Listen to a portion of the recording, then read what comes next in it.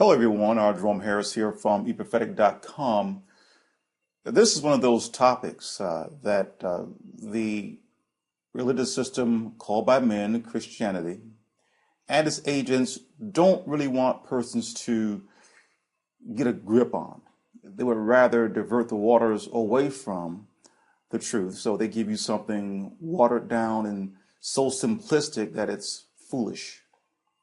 And this was the topic of Noah's Day global. Now, if we look at the example of Adam and Eve, Most High God had prepared a garden for them in Eden. Obviously, Eden was a much larger landmass. How large, we don't know. But we know that within that larger landmass, God cultivated and prepared a garden for the first man and woman, and he placed them there.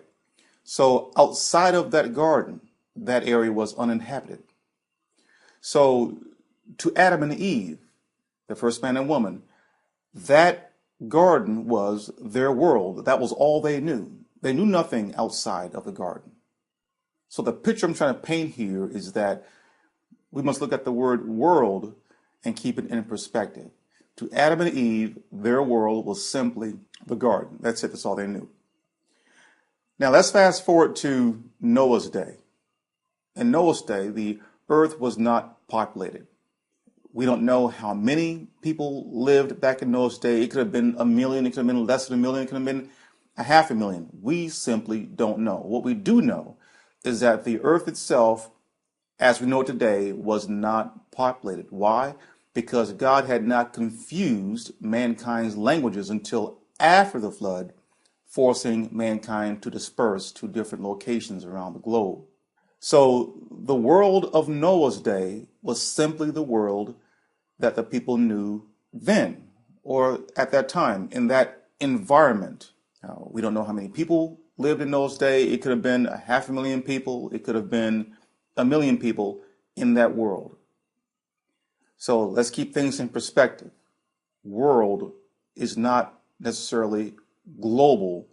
World is not the same meaning as earth.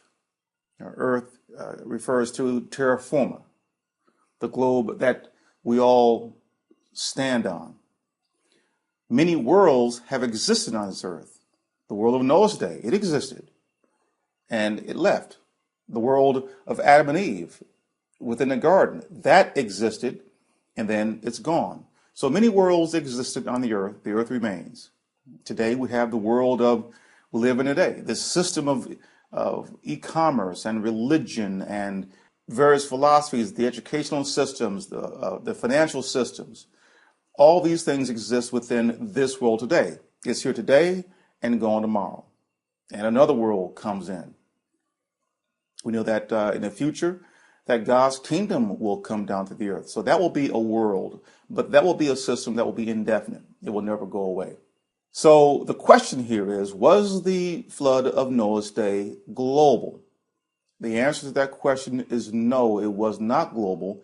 It was a localized flood. Let's say, for example, if you lived in Manhattan and it began to rain so much that it flooded out all of Manhattan. And let's assume that Manhattan was the only area in the entire world that was populated. And if one were to look at the world from a satellite view from outer space, Manhattan would look like not even a dot on the map. The same thing with the world of Noah's day. It would be like a dot on the map, if that. So the question logically comes up then, well, if there wasn't a global flood, where did the water come from? Well, that's a very easy question to answer. And this is what the religious system called by Christianity and its agents divert people away from. And if they're willing to do that, then there's nothing else that they won't mislead you about and lie to you about. And that's one of the main themes that I try to get across to those who visit my website at eprophetic.com and listen to my videos and read the articles, is that Christianity is sleight of hand. It simply refuses to speak the truth. It's a master in diverting you away from the truth. Now, where did the water come from? Well, if one goes to the book of Genesis, chapter 1, verse 2, we learn where the water came from. In the very beginning, when God created the heavens and then the earth itself was all water. It was a watery deep. Let me read for you Genesis chapter 1, verse 2. I have it here. It says here that now the earth proved to be formless and waste, and there was darkness upon the surface of the watery deep. And God's active force was moving to and fro over the surface of the waters.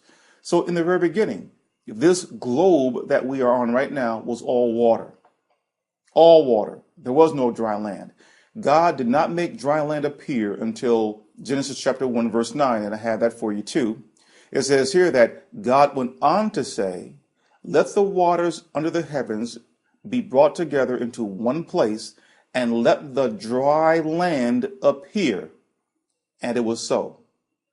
And verse 10, and God began calling the dry land earth, but the bringing together of the waters he called seas. So we see there that in the very beginning it was all water, and God caused dry land to come up out of the water. So that explains why we see all the water today on this planet. The earth itself is predominantly water. So we can't attribute the flood of Noah's day as being responsible for all the water that we see today. A new movie had just come out called Noah. And I was watching it and I was grinning under my chin at this movie because from the very beginning it gave the impression that it was as a result of the flood of Noah's day that this is where all the water came from. In other words, the way it presented the movie was the dry land was there first, and then God made it rain, and then the dry land disappeared. I'm saying, no, that's not correct. That's not how it's written in Scripture. Where it showed it's the other way around. The water was always there for many billions of years. And then it was dry land that God made to appear out of that.